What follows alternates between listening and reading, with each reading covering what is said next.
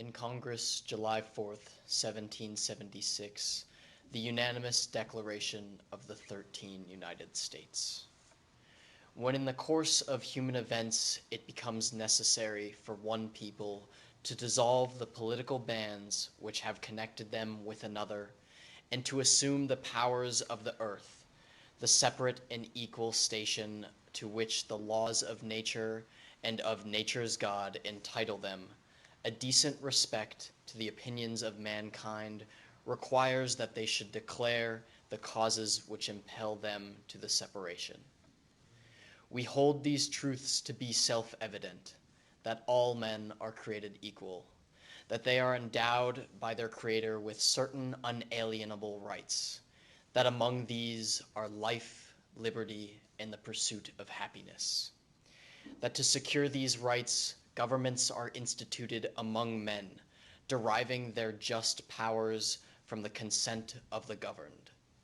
that whenever any form of government becomes destructive of these ends, it is the right of the people to alter or to abolish it, and to institute new government, laying its foundation on such principles and organizing its power in such form as to them will most effectively secure their safety and happiness. Prudence, indeed, will dictate that governments long established should not be changed for light and transient causes. And accordingly, all experience hath shown that mankind are more disposed to suffer, while evils are sufferable, than to right themselves by abolishing the forms to which they are accustomed. But when a long train of abuses and usurpations, pursuing invariably the same object, evinces a design to reduce them under absolute despotism, it is their right, it is their duty, to throw off such government, and to provide new guards for their future security. Such has been the patient sufferance of these colonies, and such is now the necessity which constrains them to alter their former systems of government. The history of the present King of Great Britain is a history of repeated injuries and usurpations, all having in direct the establishment of the absolute tyranny over these states. To prove this, let facts be submitted to a candid world. He has refused to assent to laws, the most wholesome and necessary for public good. He has forbidden his governments to pass laws of immediate and pressing importance, unless suspended in their operation till his assent should be obtained. And when so suspended, he has utterly neglected to attend to them. He has refused to pass over laws for the accommodation of large districts of people, unless those people would relinquish their right of representation in legislature, a right inestimable to them and formidable to tyrants only. He has called together legislative bodies at places unusual, uncomfortable, and distant from the despotory of public records, for the sole purpose of fatiguing them into compliance with his measures. He has dissolved representative houses repeatedly for opposing with his manly firmness his invasions of the rights of the people. He has refused for a long time, after such dissolutions, to cause others to be elected, whereby the legislative powers, incapable of annihilation, have returned to the people at the large for their exercise, the state remaining in the meantime exposed to all of the dangers of invasion from without and convulsions within. He has endeavored to prevent the populations of these states for that purpose of obstructing the laws of naturalization of foreigners, refusing to pass others to encourage their migrations hither, and raising the conditions of new appropriations of lands. He has obstructed the administration of justice by refusing his assent to the laws of the establishment of judiciary powers. He has made judges dependent on his will alone for the tenure of their offices and the amount of payment of their salaries. He has erected a multitude of new offices and sent hither swarms of officers to harass our people and eat out our substance. He has kept among us, in these times of peace, standing armies without the consent of our legislatures. He has affected to render the military independence of and superior to the civil powers. He has combined with others to subject us to a certain foreign to our Constitution, and unacknowledged by our laws, giving his assent to the acts of pretend legislation, for quartering large bodies of armed troops among us, for protecting them by mock trial from punishment of any murders which they should commit on the inhabitants of these states, for cutting off our trade with all parts of the world, for imposing taxes on us without our consent,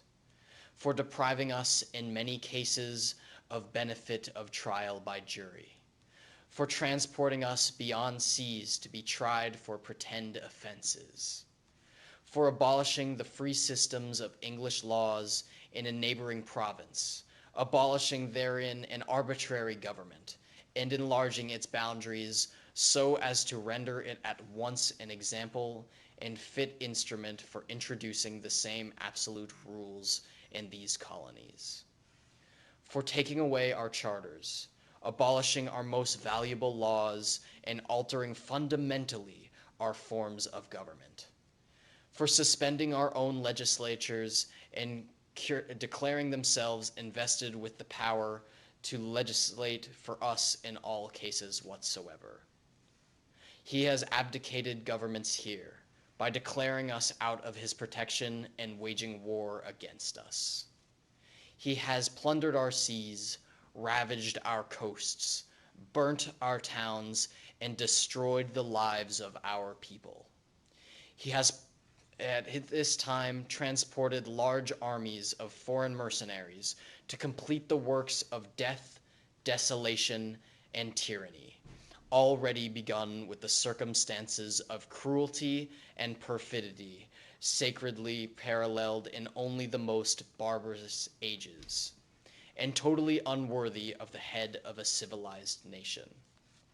He has constrained our fellow citizens taken captive on the high seas to bear arms against their country, to become the executioners of their friends and brethren, or to fall themselves by their hands. He has excited domestic insurrections amongst us and endeavored to bring on the inhabitants of our frontiers, the merciless Indian savages whose known rule of warfare is an undistinguishable destruction of all ages, sexes, and conditions. In every stage of these oppressions, we have petitioned for redress in only the most humble terms. Our repeated petitions have been only answered by repeated injury. A prince whose character thus marked by every act which may confine a tyrant is unfit to be the ruler of a free people. Nor have we been wanting in attentions to our British brethren. We have warned them from time to time of events by their legislature to extend an unwarrantable jurisdiction over us. We have reminded them of the circumstances of our emigration and settlement here. We have appealed to their native injustice and magnanimity, and we have conjured them by the ties of our common kindred to disavow these usurpations, which would inevitably interrupt our connections and correspondence.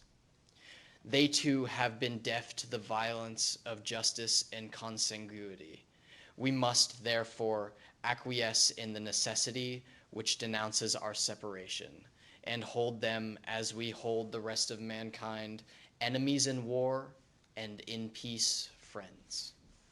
We therefore, the representatives of the United States of America, and General Congress, assembled, appealing to the Supreme Judge of the world for the rectitude of our intentions to do, in the name and by the authority of the good people of these colonies, solemnly publish and declare that these united colonies are, and of the right ought to be free and independent states,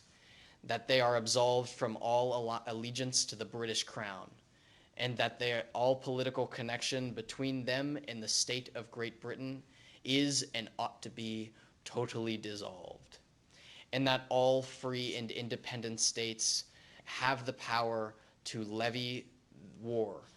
conclude peace, contract alliances, establish commerce, and do to all other acts and things which independent states may be of the right do. And for the support of this declaration, with a firm reliance on the protection of divine providence, we mutually pledge to each other our lives, freedom, and sacred honor.